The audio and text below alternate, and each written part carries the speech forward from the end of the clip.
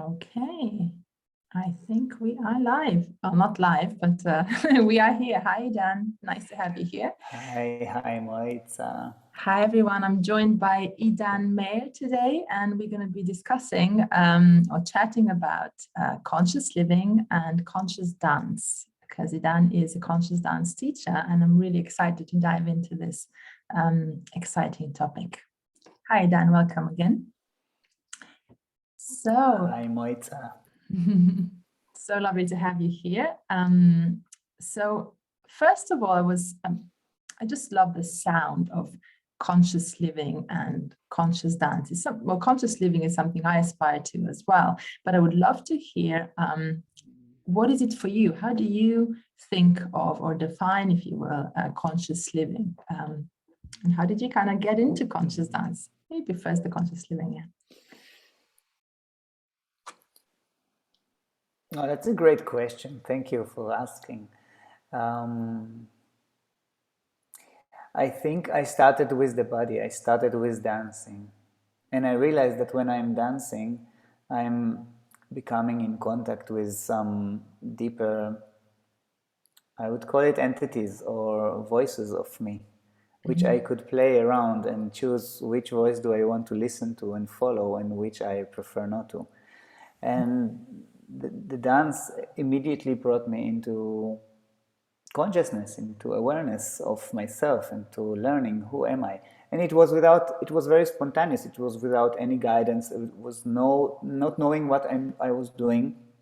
As a student, I had a lot of things I was studying theater, so I had a lot of creative projects, and I love dancing. And there was, every Friday evening, there was this event. It's called Jinga, and it is still happening in Tel Aviv. And you just go into a space and you dance, free dance. There were different DJs, everybody's barefoot, no alcohol.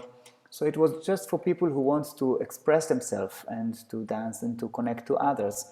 And I remember myself as a student going into this room, didn't care about anything, dance for 45 minutes, hour, sometimes a bit more, a bit less, connecting to myself. And then everything was so open and so easy. The communications were easy. Connecting to people were easy. My heart was open. My mind was quiet. So I could be really present. And I didn't pay so much attention to it. It was something that I did regularly. But when I stopped doing it, I really missed it. I really looked for a place where I can connect to myself, to my deeper self, not just to this everyday self that we are living with, but to the one that is a bit underneath and hidden. And that is the place where the conscious dance brings you to conscious living. When you start to bring the wisdom of the conscious dance and the embodiment into your life, so that it is not separated. So when I'm dancing and I'm connected to something that is deeper than me, I can also dance when I'm doing my dishes, or when I'm cooking, or when I'm approaching my family, and being more conscious of the different parts of me that are alive right now. And then I can choose which part I allow to be more present and which I prefer not to. So life is full of challenges, and that's great, because challenges are waking us up and allowing us to basically learn better about ourselves. And my recent challenge is we have twins in our family. There are two girls, 1.5-year-olds already, and we have a 5-year-old at home. So our family really expanded. We moved to a new flat in Vienna. We opened a studio, which you can see around me. And this brings a lot of stress, because this expansion is very, very sudden. And when you expand yourself suddenly, you can fall into fear, you can fall into reactivity, you can fall into doubts, you can fall into many, many places. And that's where the conscious living comes even stronger than the conscious dance. I'm working a lot I'm also a younger yoga teacher, we didn't talk about it. So I work a lot with my physical body, and I teach dance, and I meditate. But it's not about when you are practicing, it's about between the practice. How are you doing? because you can sit in your meditation and feel fantastic, and then somebody is opening the door and you shout at him, "What are you doing? Don't you see I'm meditating right now? Close the door."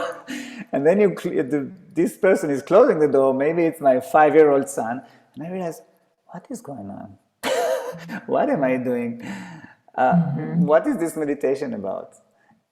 So it's about what happened to you when you finish your program, when you're out of the dance floor, when you're out of your mat, when you're out of your meditation pillow. How are you there in your interactions and in every moment that you are basically living? And it's about the moments, it's about being in the moment, being present, not resist anything, accepting everything that is happening. The annoying things become less annoying when you accept them. The fears become less big when you look at them. It's just this. And that's how I came up to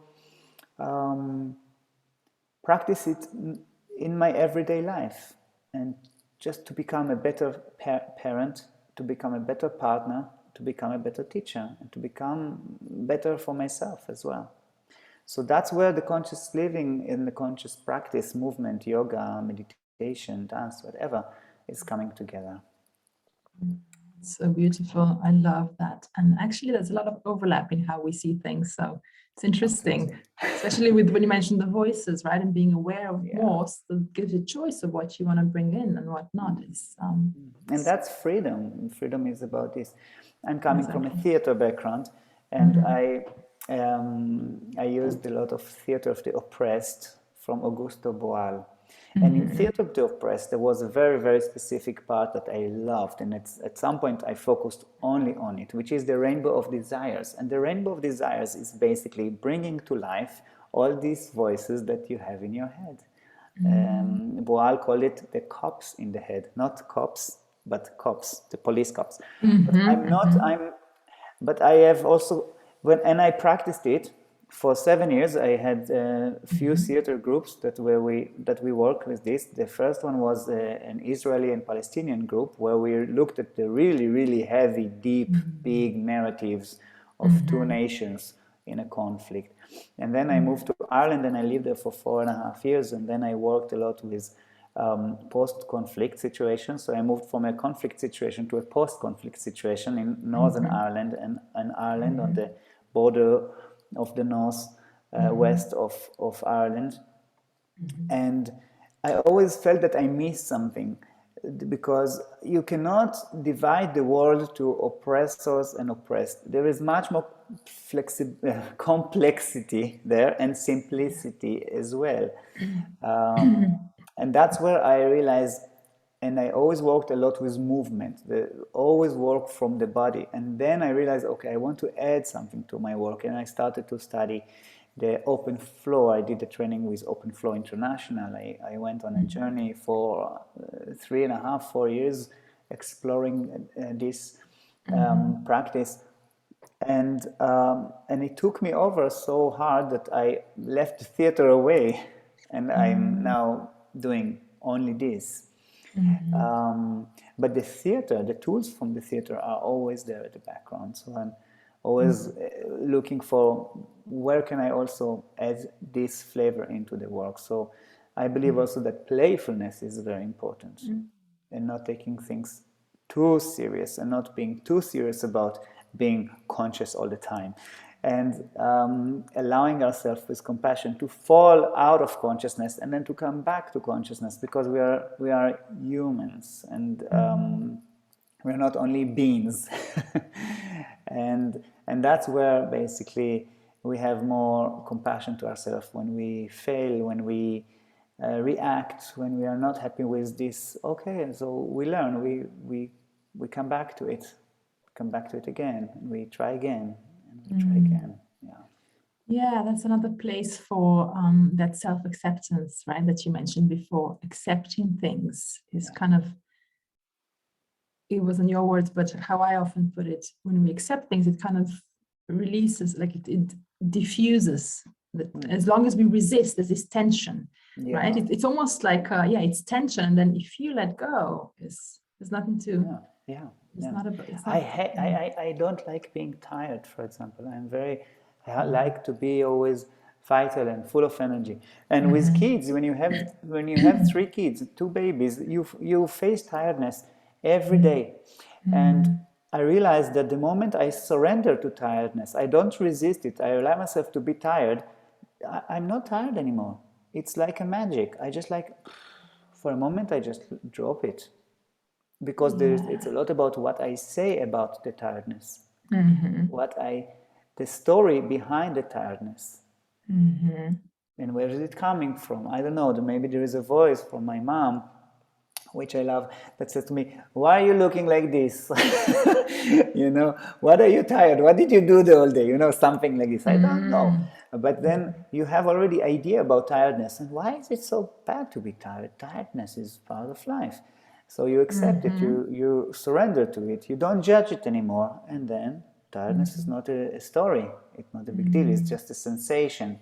And these sensations can be also really, really beautiful, and it can be really, I can rest when I'm tired, I can really drop something away, and I release stress when I allow myself to be tired. But we are living in this environment and society that always wants you to be in your best. But it's not possible. Also, when you go to an interview, job interview, you want to show you the best of you. Isn't that human to show that you're also sometimes tired, and you start an interview and you say to the people, I'm sorry, I had such a night, I didn't sleep, my son called me at 12 o'clock and I couldn't fall asleep because I was really excited about this interview, so I'm a little bit tired now. Immediately, you're not tired anymore because you named it. That's it, tiredness is gone. Next. Okay, so I love practicing it when we are dancing, because one of the principles of open flow, which I love, is move and include. Move and include everything that is present right now. Don't press anything away, just allow it to be. And when you resist nothing, you are free. You're just enjoying whatever it is. Okay, now I'm dancing with tiredness. Now I'm dancing with boredom. Oh, this is so boring here. Oh, what am I doing? I don't like this song. I will really wait for the next one. No, maybe I will just dance with boring, being bored a little bit. Boring brings creativity. Many times my son says to me, "I'm so bored." And I love it to hear it from him. Great. I think in my head, great. Be bored, because that brings the creativity. And suddenly he starts to play with something really stupid from the kind of like judgment perspective. Yes. And then from this, he builds something that he never thought that he would be. And I said to him, "Oh, you were so bored, and look now how creative you are." So dance with whatever is there, live with whatever is there, and allow it to transform, because it never stays, nothing stays. Yeah, nothing stays forever, everything's shifting all the time. And I had the pleasure of experiencing a few of your conscious dance classes, Idan, when they were still online. Now you do most of them live, right, in Vienna. Yes. And I just want to say to everyone watching, oh my God, they're so good. And if they're coming back online, I'll be the first one there. Thank you. But tell us more. Yeah, really. And when you described the time when you were a student, you just went there and danced for 45 minutes or whatever, not thinking about anything. I so relate to that as well. I mean, I would go to, let's say, out with friends and I would dance. But when I was dancing, it was like nothing else existed. It was just being one with myself somehow. I don't know. It's nothing else mattered. I was so in the moment. So I really relate to that. That's probably why I really enjoy your class. And that's my aim, Moitza. That's exactly what I aim to. I aim to bring the people to be present. And I call it now, I'm calling the next course Steps into Present, or into presence, or stepping into presence, or dancing into presence. Because presence is who, is what is here. Presence is who we are. We are presence. We are our existence in the moment. It's Yes. the whole concept of time is something man-made. There's no Mm. time, you know. Yeah. So for me, I cannot have a success class or failure. I just open the space for the people to experience themselves and I can encourage the people to be who they are right now and to accept it in a total way and to dance with what is present for them right now and to practice them being present and staying present.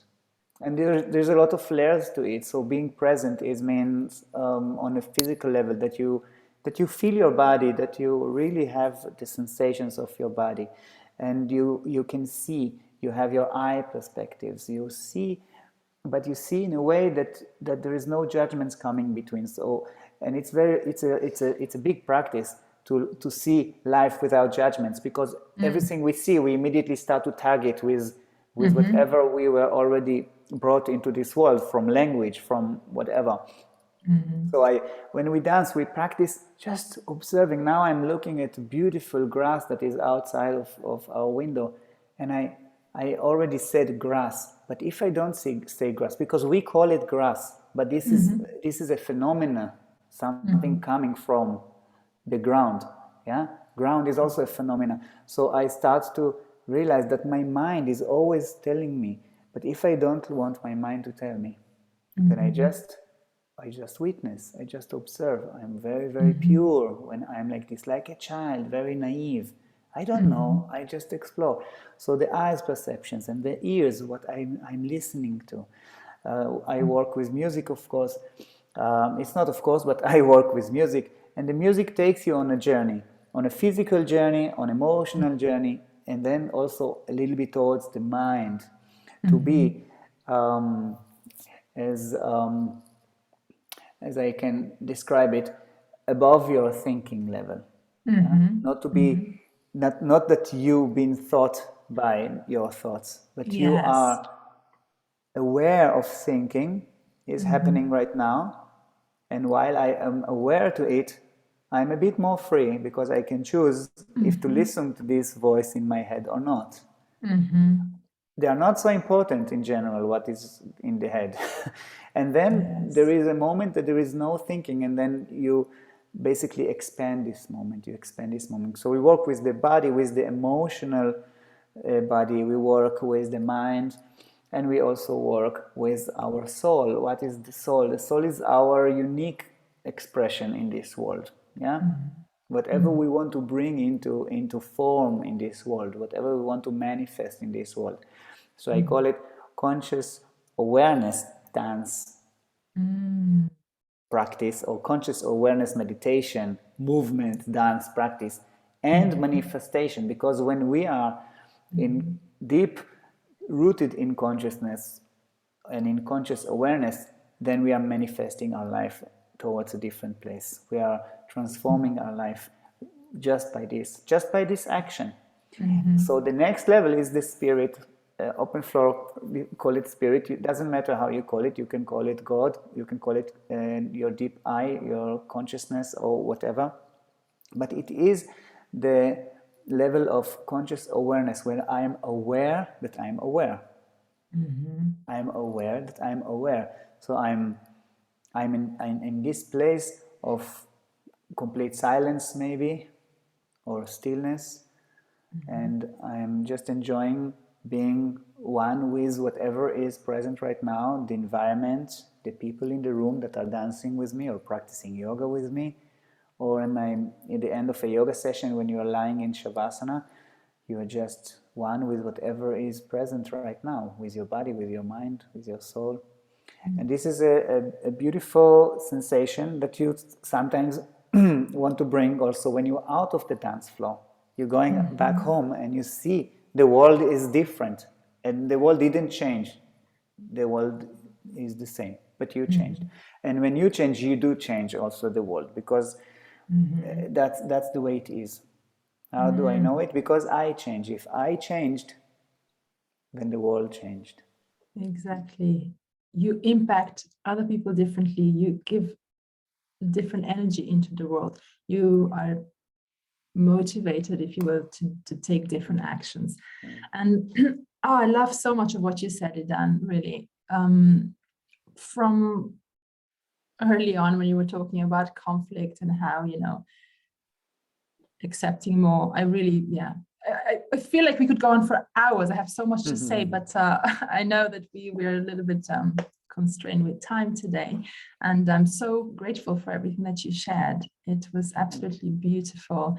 And a particular thing that I do want to underline, because I so agree, is that this whole work, right? Conscious living, conscious dance, conscious raising our awareness and our consciousness, it really is, like you said, not just for the mat, for the dance floor, for the meditation cushion, where it really makes the most differences in your life, outside of those small moments. In relationships, because isn't all life relationships, either relationship with ourselves or with others. I love it. Absolutely. A pleasure to talk to you today. And tell us, do you have something coming up in your your professional whatever you're doing, and tell people where you are. You're in Vienna physically, right? I'm sure people that might be watching this will wonder, where can I join this class? In Vienna, I start actually on today we have a class here, so I'm going to transform this space to a dance space from a yoga studio, and from next Saturday I'm having art in motion, and I call it Still Point. And this is a form that comes from open floor, where we do art and dance, writing, drawing, dancing, whatever art you would like to explore, we do it. And this is once a month, so it's the 30th of April this time, Saturday, 2.5 hours. It's a workshop. And then the week after, Fridays, we have 5 Fridays of conscious dance practice, where we go deep into each of these entrance or gateways into presence. So each time we are focusing on, okay, the body. How can I use my body as an entrance to, or as a gate, or as a to the present moment? And how can I use my mind? And how can I use the emotional body? And how can I use my soul? And connect to spirit. And so each session is focused on one specific portal or gate. Sounds fascinating, very exciting. So I'll make sure that I put the details of where you are based and so on, if anybody from Austria might be watching, so they can join and also maybe get on your mailing list, and then they know if you ever run anything online again. Yes, this will happen soon as well. Probably. Awesome. Yes. Awesome. Idan, Great. before you wrap, I just want to ask, do you have, you shared so many nuggets of wisdom, but is there any one thing that you, like if you had one, thing to share with the listeners, is there anything that stands out that you still want to share? I think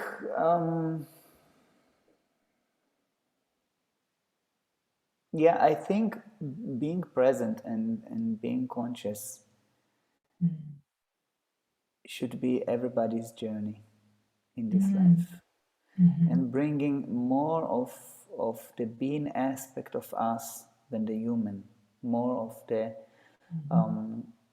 unmanifested more than the manifested, the formless more than the form, because this is who we really are.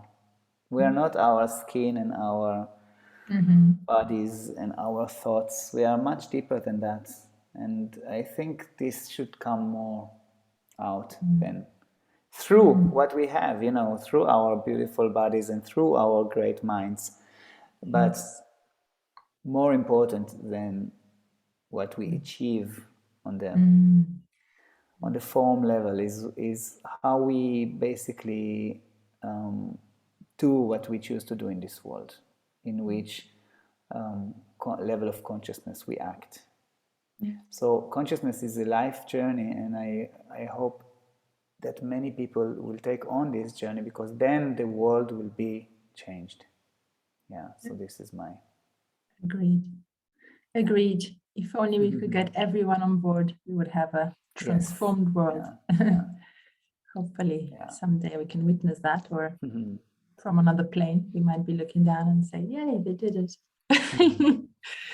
All right, Idan, thank you so much. Thanks everyone that has been watching, and bye for now. Thank you.